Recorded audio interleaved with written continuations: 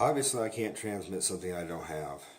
Early on in my sobriety, I had a member of AA ask me, and they were getting ready to have a little, I guess, conference or a powwow, whatever you want to call it, down in the basement of a meeting hall, and they were doing the Bridging the Gap program. They wanted to, get some people together, round some people up to go share their story.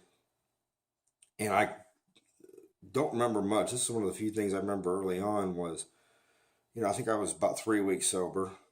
Sober. as, as best I thought at the time, but I knew I wasn't by any means sober mentally or anything like that, And this guy, he's like, hey, if you know him, I'll keep it anonymous, but if you know him, this is how he is. He's like, hey, you want to come down to Bridging the Gap? We go in the treatment centers and talk to people. 3 weeks sober. What am I going to tell them? I don't know anything about this. Close to the most honest I ever had. And he goes, well, you got 3 weeks? Yeah, tell them that, That at that point I could probably relate more with them than they could. And someone might have been in that room and had more sobriety than me as far as when I went and shared the message,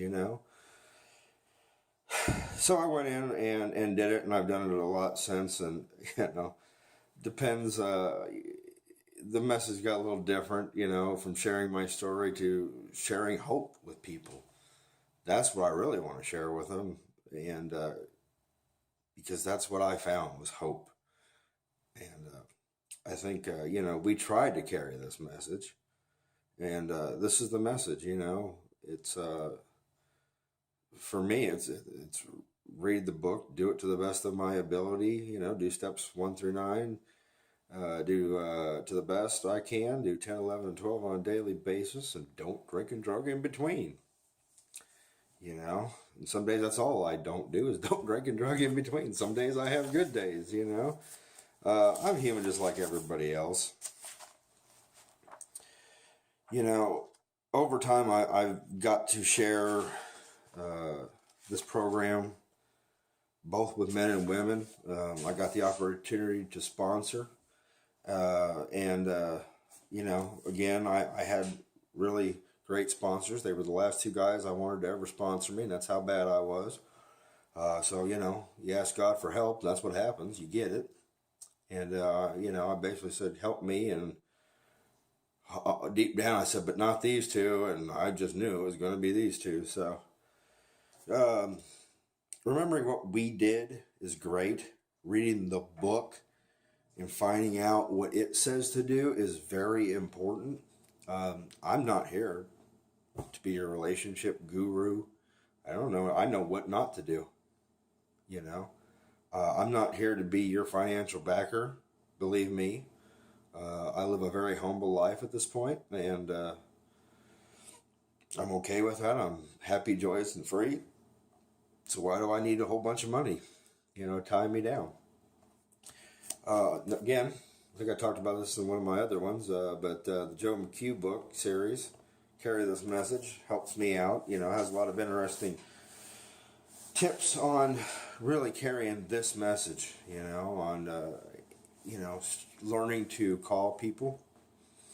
Anymore in AA, you come here and, we'll give you a list of phone numbers, and, I'm grateful someone gave me a big book because I couldn't keep money. If I had money, I was going to probably go out and get whatever on it, even no matter what I was using. But someone was gracious enough to give me a book, and I figured, you know what? They spent their money on me. Maybe I ought to look through this,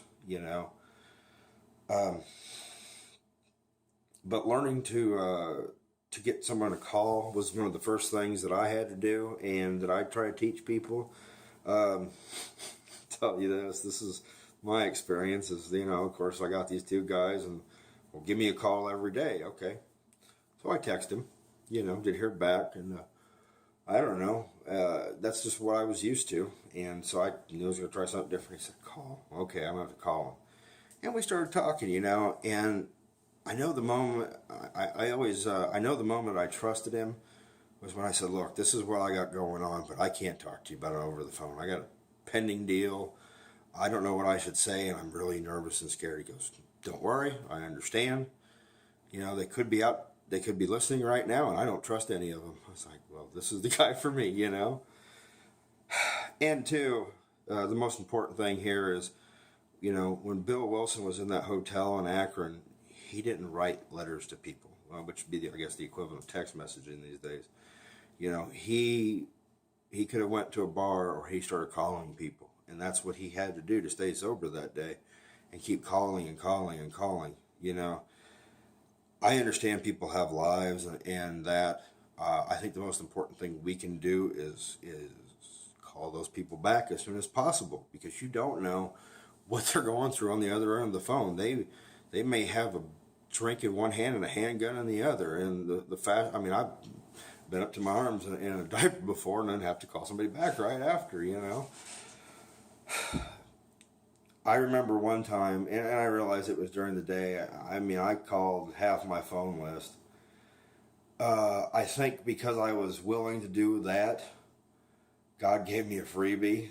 And, you know, as the person receiving a phone call, don't take this for granted.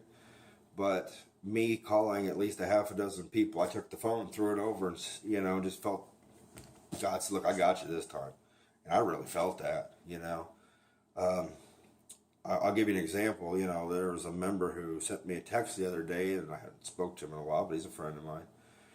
And he says, you know, I just got some time. We got, you know, celebrate another birthday. I said, well, that's wonderful, you know. So I called him the next day. I was at home with my son, and, you know, I wanted to congratulate him. And I had a little bit of free time the next day.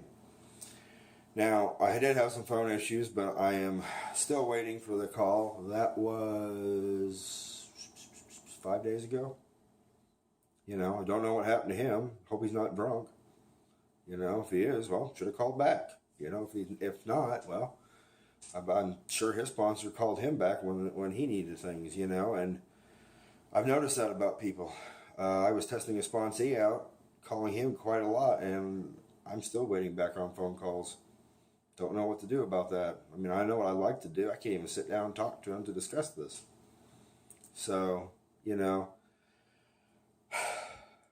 But in carrying the message, I've got to carry it to different places. You know, it's always a wonderful opportunity that I can bring this program with me, you know, wherever I go. That might be all that I have. I had to serve 3 months in jail for what I was doing when I was out there. And that's part of the amends I had to make. And, you know, going into this thing, I said, that might be all that I have is this program. And when I went in there, it was wonderful to share it with people. You know, some days they just see me every morning getting up, reading my books, and I got to have some nice conversation with people at different levels. Sponsored a couple guys in there. Had one guy, you know, and I learned in there because I had to do worksheets. You know, I got homework. You know, no one read to me the book. They said, here's the book. We're going to give you work to do. Figure it out. You know, they didn't teach me to fish. They didn't fish for me. They taught me how to fish for myself. And I made up worksheets that I really thought were hit some of the points that I'd like to discuss home. I add to that and give handouts because they work for me as far as the disease concept and explaining it to people. You know, it teaches, it can teach someone to go, here's our material, go read it. And the most important thing isn't the answer. I always say, what page number is it on? Again, back to what my first sponsor said was, don't rely on this, rely on the book. I don't care what the answer is. I want to know what page number it's on. You know, I never even have a answer sheet with me at this point. It's kind of fun because then we can look it up, you know. And we sit down and discuss it and go through this program in order to share it with one another, you know. I think it's important that both, you know, I had a sponsor who called me as well as I called him. The nice thing was I had a sponsor who called me in sobriety and, you know, learned to listen, of course, and he'll remind me of that. He reminded me of that day, but, you know, he had problems too. And I thought, man, you know, here's a guy with X amount of years in this program, and he has problems. He doesn't have a drink over it. You know, it made us seem a little more compatible on the level, and you know, I understood that there is a problem side to things, but there is also a solution side of things. And if he's doing this, that just made me feel better about, you know, this lifelong journey that I'm on, and sharing this.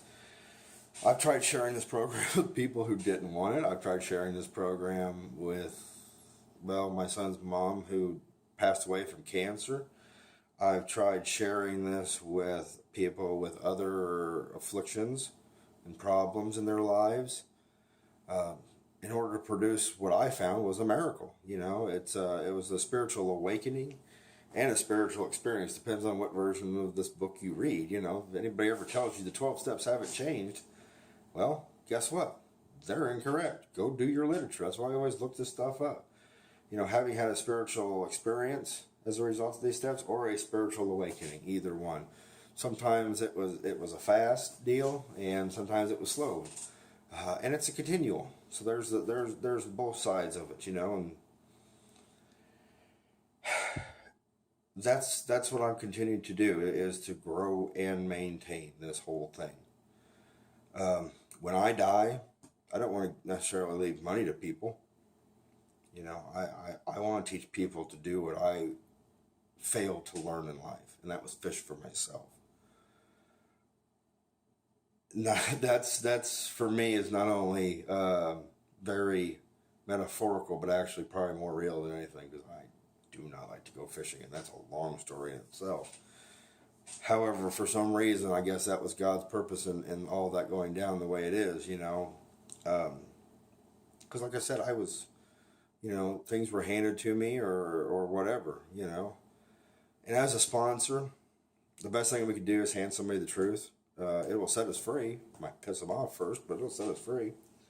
You know, I always thought of this as, you know, anybody who was trying to just make me feel good temporarily, that's the drug dealer. That's the bartender. You know, my sponsor told me things that was going to help me to survive and to have peace and serenity long term. That's what I'm looking for, is the long term. That's the real big shift, is not only is it sometimes, you know, I think we all want the quick fix, but for me, it's more, you know, dealing with, you know, as I come into the 5 to 10 year sobriety and beyond, I don't want to go back out. I do not want to put a gun to my head, you know, and it's really fun to share this with people. Like I said, and this might be my longer video, but I've shared this with a woman who we're in a small area. So it was my hope that they would continue to share this. You know, we are a fellowship of men and women.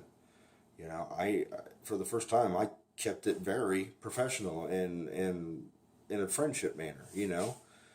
I also say this: I'm not going to sign off on anybody's bullshit. You know, I'm going to say it just like that. You know, if you want to do it your way, there you go. You're fired, or I'm fired, because I'm not doing a very good job of getting through.